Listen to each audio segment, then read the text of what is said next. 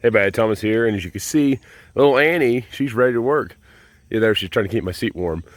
Today, we're gonna do searching for sawmills, episode number 4. This is just a cute little picture. Just Annie got up on my tractor and everything, so I had to show this. But we're gonna go back over to Mr. Roberts' place, and we're going to look at my buddy's Peterson swing blade mill. So we did the sawmill show a couple days ago. Now we're gonna go over, and I've run the sawmill literally 4 times, 4 separate events over 2 days, and now we're going to go ahead and show you a few things about it. So stay tuned. We'll be over at Roberts here shortly. Hey buddy, Thomas here, and welcome again. This is episode number 4 of searching for sawmills. This is my buddy Mr. Jack's Peterson ATS swing blade mill. Now this mill he's had for quite a while. I believe he said he purchased this mill after Katrina. And just like most people, when we have a whole lot of hurricanes and everything here on the Gulf Coast, you have a lot of downed trees, and that really sparks this sawmill industry, development down here. Like people wanting to buy sawmills and wanting to cut their own lumber from all these trees that have come down. Now, if you were here at the June 12th sawmill show here in Loosedale, you saw me operate this mill. And like I said, I am not the person who really knows a whole lot about this mill. This is not my mill. This is my buddy Mr. Jack's mill. But he showed me enough on this mill to be dangerous. This mill, I was very impressed with how this thing cut and the quality of wood that was coming out of it and how fast it cut. And as you can see, we've got just a plain Jane water oak log on here. But take a look at those boards right there. What are you seeing? Those boards right there are quarter sawn. Well, if I was cutting in this direction right here. This machine is essentially a quarter sawing master. I'm very impressed with how much it actually utilizes the log. You don't lose as much as you think you would. Yes, the blade thickness is more than that of a thin kerf band sawmill, but you're getting more of the log because you're going to actually work in there. You'll have some wane on some boards, but you're going to work through that entire log, and there's not a lot of waste. I think I've seen some stuff online, and some people are telling me this. They've done some comparisons between this and a band sawmill, and the waste is approximately the same because you're going to encompass more of the log, more of that inner circle and everything. You won't have these, like your first and last cuts, or however you set your mill up, like your first cuts, you won't have as much waste off of it. So it's pretty impressive. And again, the way that this mill works, hence the name swing blade, is as you're cutting through, you're always going from the left to the right.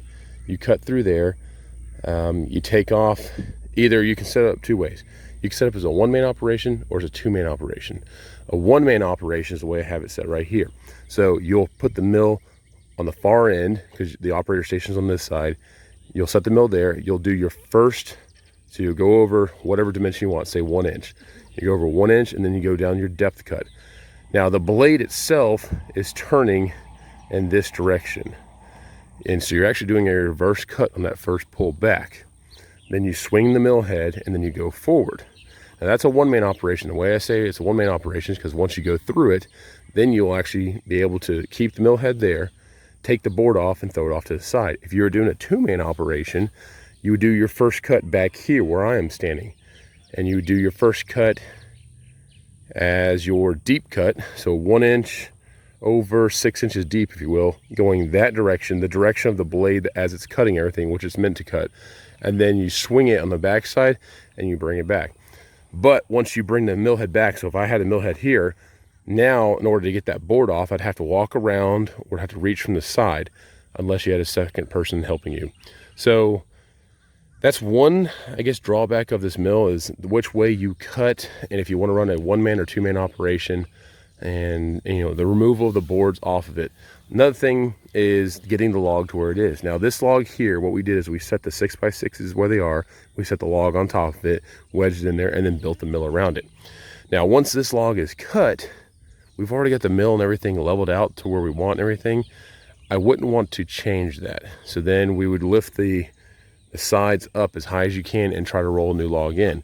And once you start getting to logs, say of like that size right there, which is on my Lucas mill, they become very difficult to move and stuff like that. So that is another drawback. If you don't have enough lift to get over the log, or you just have to tear down and reset up on a new log. So there are some pros and cons, but again, you will be impressed with the speed of this. I am very, very impressed with the speed. The up and down motions, so unlike the Lucas mill, on this Peterson mill, you have a left side and you have a right side. Each side independently lifts. On my Lucas mill, you have a front and back, and those independently lift. So on the left side, you have the one aluminum beam right here, which is actually extruded aluminum with some webbing and stuff on the inside, so it's a very stout beam.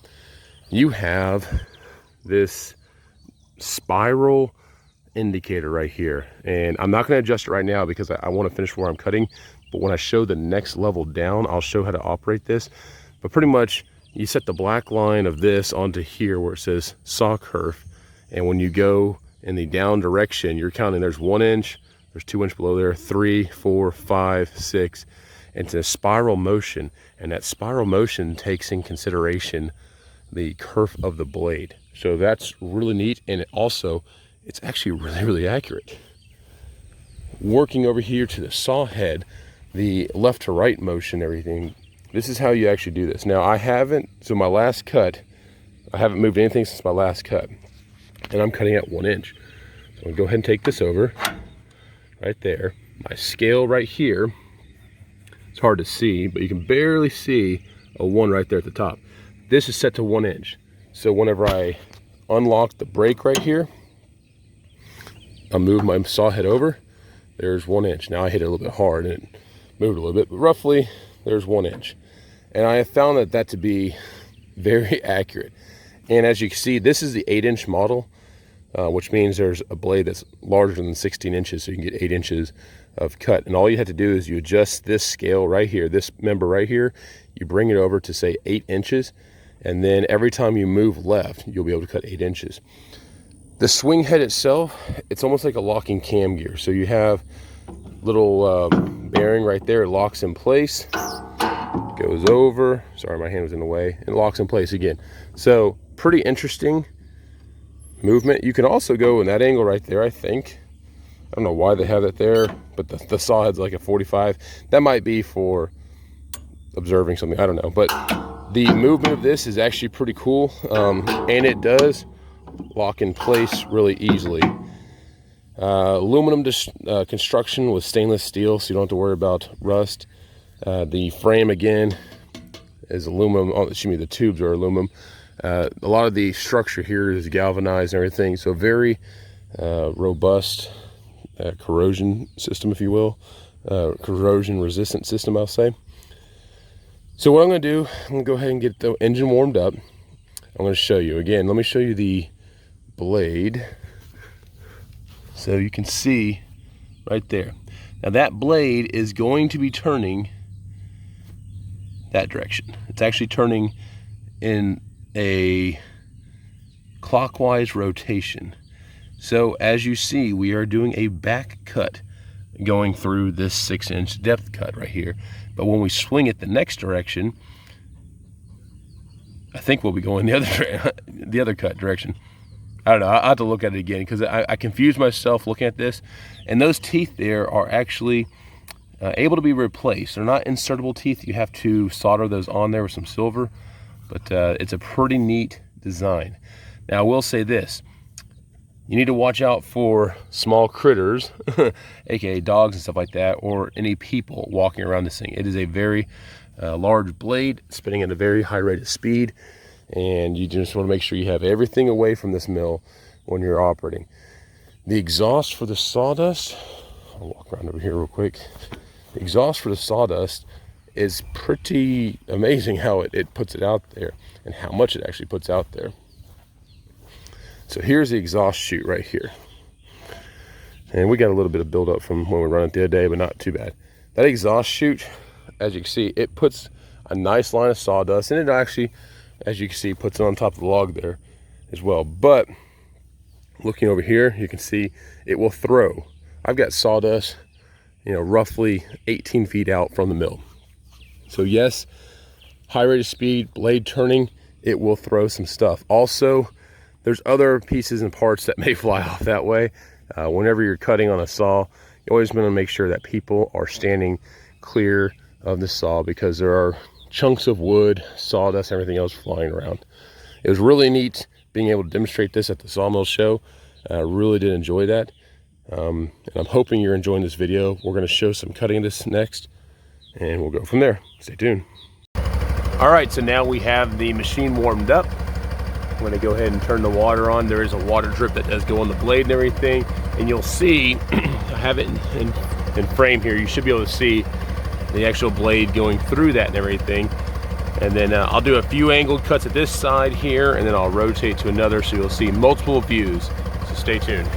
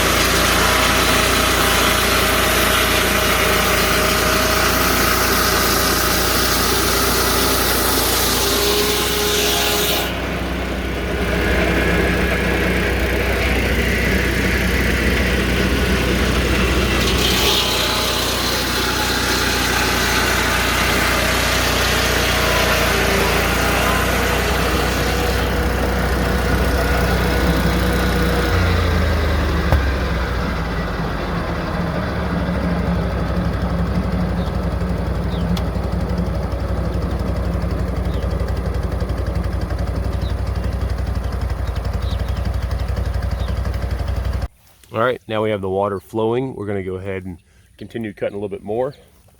But as I was talking, these tips right here, they're a little bit dull right now, but we'll be able to cut this log right here. And at the end of the video, I'll show how the sharpening is done on this, because it does have the sharpening set up.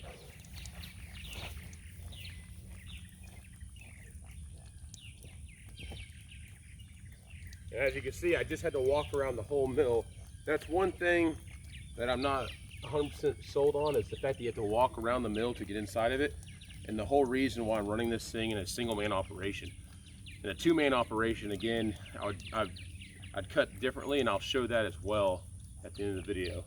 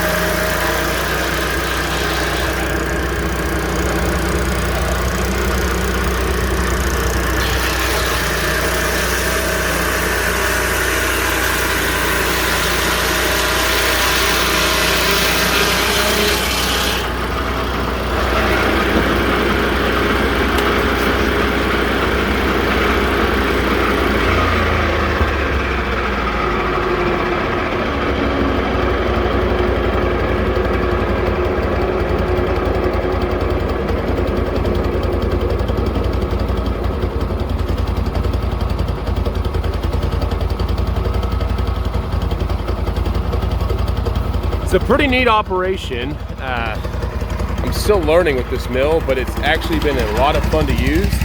I'm going to show another orientation right here so you can kind of see what I'm doing whenever I do the changing of the dimensions. Sorry to find a spot for my camera. There we go, right there. So I'm going to go ahead and pull her through one cut, and then you'll see me come back, and then I'll make the adjustment.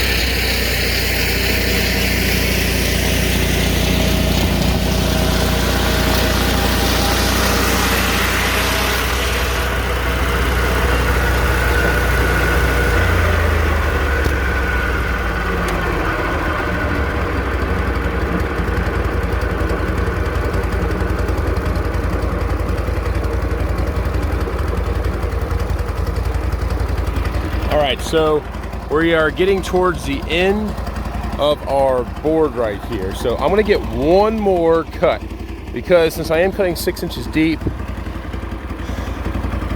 no, actually I'm not. I'm gonna go ahead and take that off. So I've already moved it over 1 inch. Nope, I'm gonna go ahead and cut what I have, then I'll take it off the next one. I'm gonna put the camera back here and you'll see what I'm talking about now. I've only done this one other time, so it might take me a second, but I'm going to essentially do this 1 inch cut. I'll bring it back, I'll cut it off and everything. Then I'm gonna bring the mill over like 6 or 8 inches so I can cut off this knot section and then cut off that whole entire thing there, and we'll have a nice flat slab across the top. And then we're gonna go ahead and show you how you bring the mill down to do our next cuts. And again, this is like a quarter sawing and rift sawing master. Like, we are getting some fantastic quarter sawing boards out of this. So let me pull this thing back and then do what I was talking about.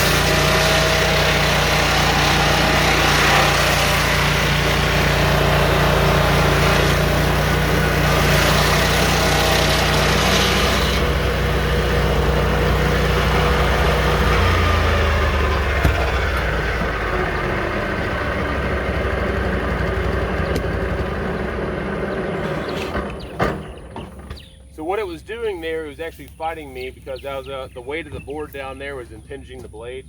And my buddy did tell me about that. He said it's always best if you're doing a deep, thick cut like that, like a 6x6, that you want to wedge it. I didn't have that, so I had Mr. Robert move the board for me. But that was pretty close, estimating what that would be there. But now, we'll bring the saw head back. We're going to show you how we go down to the next level. I'm going to bring the saw head back to here. Let's see if you can see what I'm doing. A little bit. Again, folks, I don't know everything about this mill. I know enough to do a few functions on it, so bear with me. I'm sure there's probably someone cringing, but this is what I know. All right, so go ahead and take the saw head back over. And this is kind of like when you're doing a band sawmill, you're going to eyeball what your first cut's going to be, and then you start working over from left to right. And then we have to bring down, oh, I got it right here. I'm going to show where you can see both of these right here. All right, so now I'm going to bring, you want more 6-inch boards? You're cutting these for your dad, ain't you? Yeah, for whoever. So let's go ahead and go down 6 more inches. I think that'll be pretty good. So I'm going to set my little kerf thing here where the black is kind of covering where it says saw kerf and everything. I'll show on this one right here as I do it. Because again, this is your spiral scale. So bring that about like right there. So the black line right there lines up with the black line where it says saw kerf and everything.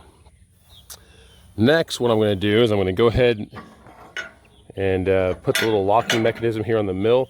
This locking mechanism right here will just prevent it from sliding forward and backwards. And I'm going to be dropping down this side first. So, just like on the Lucas mill and everything, you have this little lever right here in the up direction. So move that lever over. Then I'm going to count on the spiral here to go down 6 inches. So there's 1, 2, 3, 4, 5, and then 6 will be right there. Close it up. Go until she locks in place, and we're right on the 6 mark. Right there, so 6 inches as you can see. Let's see if I can go. See, that's a bit too, yeah, that's okay right there. Well, just as long as you stay consistent. I'm gonna have it, that black line is just about right on there. Do the same thing on this side as well. Because again, the 2 sides operate independently from each other, whereas the Lucas mill is front and back. This one's side to side. Just lever down.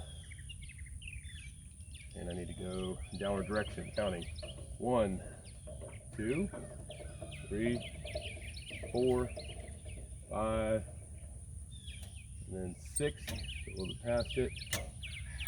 Bring her up.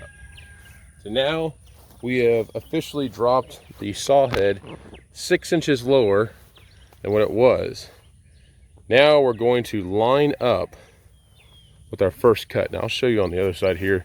I think that'll make it a little more explanatory, or it'll explain a little bit better. So as you can see where the blade is right there, I'll be a little bit into the actual wood. I think I'm going to bring it over just a little bit more, and I'm going to show cutting in the 2-man operation. So bear with me 1 second. Let me make sure I can think this out in my head before I do this on video. Okay, so I thought this over, and I think I am correct here. I'm going to be cutting in the 2-man operation, so I'll be cutting my vertical cut in this direction right here. Then I'll swing it over, and I'll back cut and take off what we just did there. Yeah. And then we'll see how this goes. Again, not my mill, I'm learning a lot as I do this, so we're learning together. Direction we're operating from this way.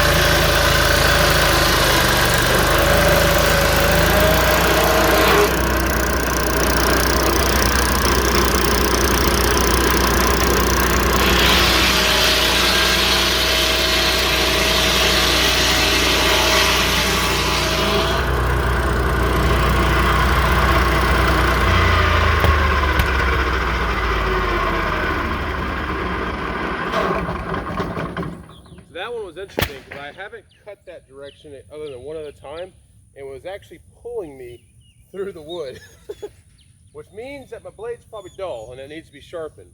So we're going to show the sharpening aspect of this as well.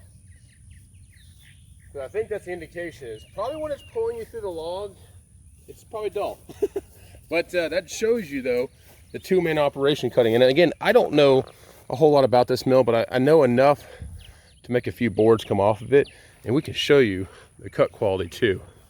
Even though I believe that the blade is dull, I mean, still, that's a pretty sweet cut quality right there. And that's a true 1x6.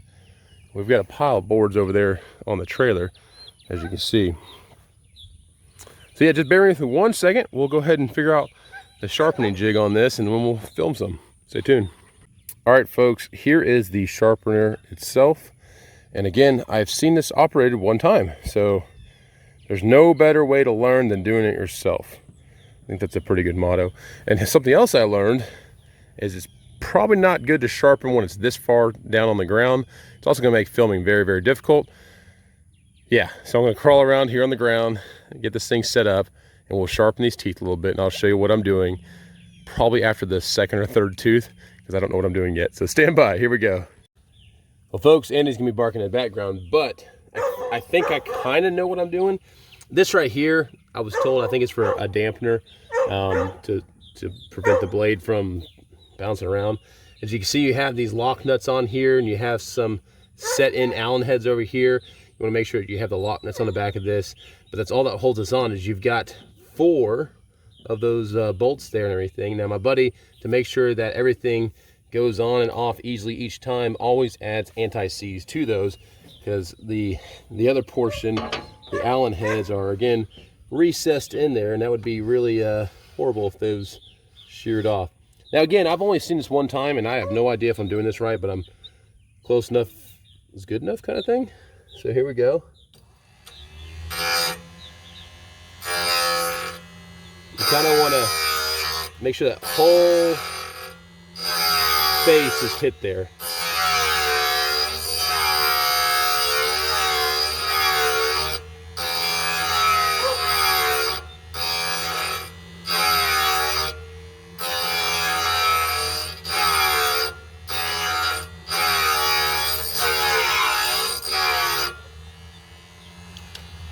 And then give her the old 1-2 testaroonie.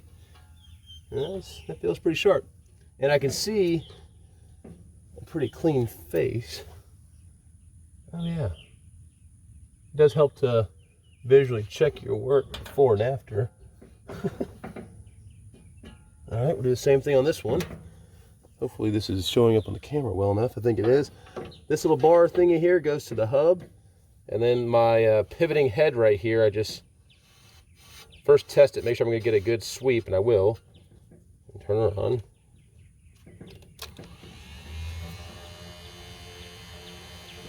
These are carbide tip teeth.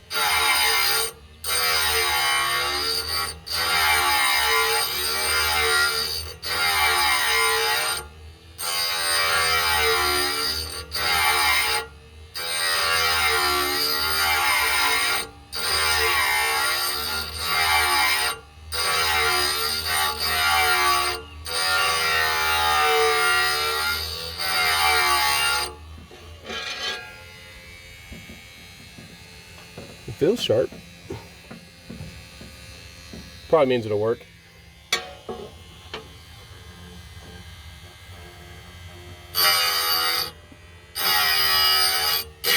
Whoops.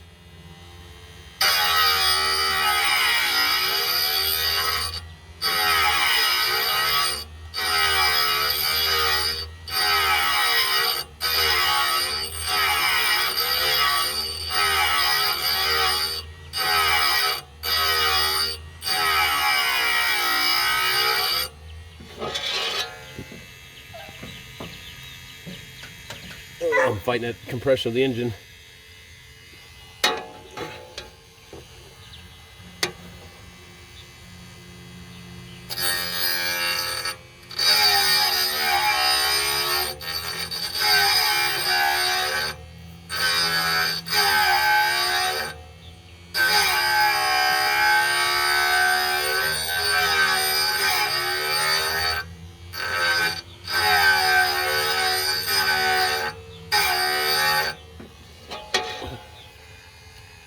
That should be all of them. Let me double check.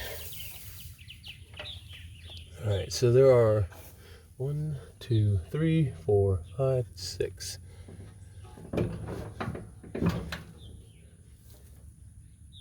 And yes, it does appear I've hit all of them. I think I got better as I went along. So I'm gonna hit this one more time just for good luck.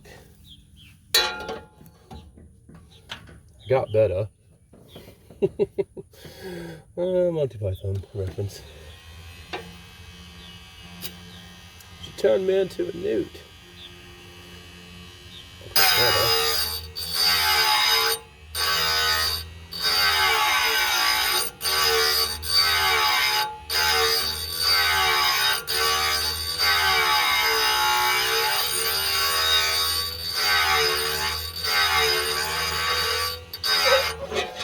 Alright, we'll call that good. But again, I know not what I do. I may not be doing that correctly, but they do feel sharper than what they were before. That should perform better. So stay tuned, we're gonna cut a little bit more once I get everything put back together. But wait, there's more. I'm gonna try one thing real quick. We just went ahead and moved the saw head forward. We're gonna cut in the single man operation to see if it does limit the amount of pull that the saw was doing. I've only got 4 minutes left of video shooting, so here we go.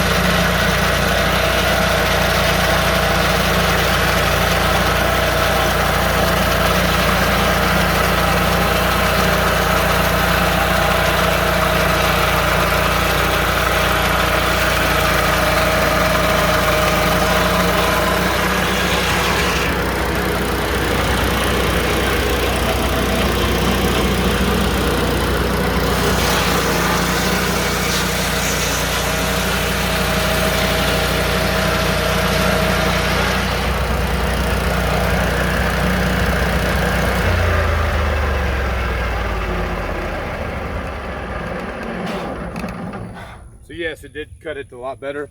Now the first cut was a little bit thin on one side because I was messing with my adjustment, but that second cut turned out just the way I wanted it. So yeah, I guess operating the one-man position might be the better ticket, but again, I don't know. Take it with a grain of salt, folks. I'm still learning, but hey, hope you enjoyed this video. We'll see you around. Thanks. Overall, what am I thinking about this mill? So I like it a lot. It is essentially a quarter sawing master or rift sawing master, so you can get a lot of use out of a log that you really wouldn't want to put in a bandsaw mill. So yes, I could easily cut this on my Timber King mill, but there is a market for dirty top flooring. What I mean by dirty top flooring, these are the floorboards that have the circle saw marks in it.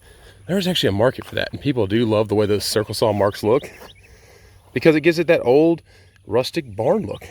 So this is a machine that could do that for you without having to buy the entire setup like you see in Searching for Sawmills episode number 3, that circle saw of Greene County. But you still get these circle saw marks and they look really cool. It does cut really fast. Again, I'm slow on it because I'm learning. I am nowhere near at the level of really showing this this mill, but I can show it enough for the video, and I'm learning as I cut. Now, the mill itself is decently loud. Yes, I should have on hearing protection, but I was just doing this quick little video for the sake of it, and my ears, I think I left them at home. The sawdust that comes off of this is quite a lot, but it actually keeps your working area pretty clean. So yes, on top of that board there is a lot of sawdust, but on the actual flat piece right here, as that blade goes across that surface, it's going to go ahead and clean it up. The mill itself, now one thing my buddy did say, when you are cutting the direction I was cutting, you do get a little bit of tapering at the end of the log down here. And he says it happens when you're cutting this direction, and it must be some way that the board kind of like gets pinned on there or something like that. When you're cutting in the one-man operation direction, you actually don't get that tapering effect as much. However, when you're cutting the one-man operation and you're trying to cut, say, a 6x6, you'll see like what happened whenever I cut off the top part there. Towards the end of the board right here, it'll be pinned up a little bit, so it's good to have a wedge with you to help stop that back pressure on the blade. Overall though, it's a very solid construction. I didn't see really any deviation of the boards. That seems to cut very true, so I'm happy with that. And then yes, it is portable. Now portable to, I wouldn't say it's as portable as my Lucas mill and everything. The wheel setup that they have on this, which I haven't shown, there's the actual wheels right there. It's got like front wheels and back wheels. I'm not gonna lie, like when you put this on a trailer, it's not the easiest to put on a trailer. So this would be a mill that I would like to get and then just set it up and just keep it there. I wouldn't want to really modify it very much. Another thing that you can do, my buddy was telling me about this, you have this wheel right here on the front. You could lower down that section right there, and it helps to keep the machine from bouncing, I believe he said. I didn't get any bouncing going on this time. However, when we were at my buddy's house the other day, we had a duller blade on there. We did get some bounce when we were doing the one-man operation, so we're cutting backwards as our deep cut. We did get some popping or porpoising effect there. So I don't know, that may help to smooth out that a little bit, or something to that effect. That is also from doing a rising cut, I believe is what one of the guys at the Sawmill show said. He's like, yeah, you can see it on a rising cut. But overall, I mean, I was pretty impressed the way this machine cut. It really, as you can see, I mean, it maximizes the log. You don't get a lot of waste. That's all the waste we've gotten out of this log so far. And we've gotten all those boards, these boards, plus I sent home a load with my dad. So it's impressive how much of the log you actually utilize. Again, like I said in the beginning of the video, the wastage off of this, even though it is a thicker blade than a thin kerf bandsaw, is comparable to that of a bandsaw because you're utilizing more of the log, aka you're cutting out more usable section. Because I don't know if I can go one more cut down. I probably won't. This will be my last bit of 6-inch boards, so I will have a little bit of waste there at the end. But if I really wanted to, I could throw that on the bandsaw. So this mill by itself is a dimensional beast. It will pop out dimensional wood really, really well and really fast. I would use this on hardwoods almost exclusively, or I'd use this on pine that had a lot of pitch in it. If you had a lot of pitch, I think this would be the ticket right there over a bandsaw mill. But my bandsaw mills, again, that's where this one lacks. It cannot cut wide. The bandsaw mill can cut wide. So if you do a back cut, so that means you cut on one side and you move the saw head over, 8 more inches or something like that, you could get a 16-inch wide cut out of this machine, but it would be a little bit cumbersome, if you will. It would not be as intuitive as what you get on a bandsaw. So this is a dimensional machine, or this is a machine to make a lot of post. This is not a slab cutting machine, hence the fact that they have slabber attachments that go on this.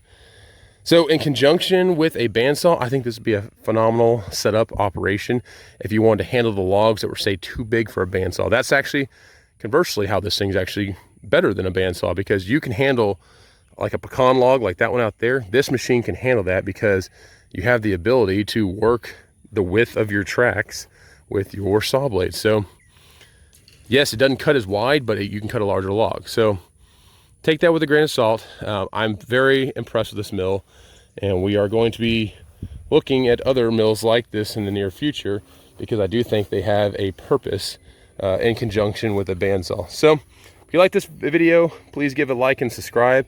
Again, this is the Peterson ATS sawmill that my buddy Mr. Jack owns, and I'm very grateful that he let us use this for the sawmill demonstration show and for using it for this video. So again, please like, subscribe. We'll see you around. If you want to see more videos like this, I've had other people comment before what kind of mills they want to see, but if you have a mill that you want to see, I'll see if I can find someone in the area that has one, and we'll go from there. Until next time, happy sawing. We'll see you around. Stay safe.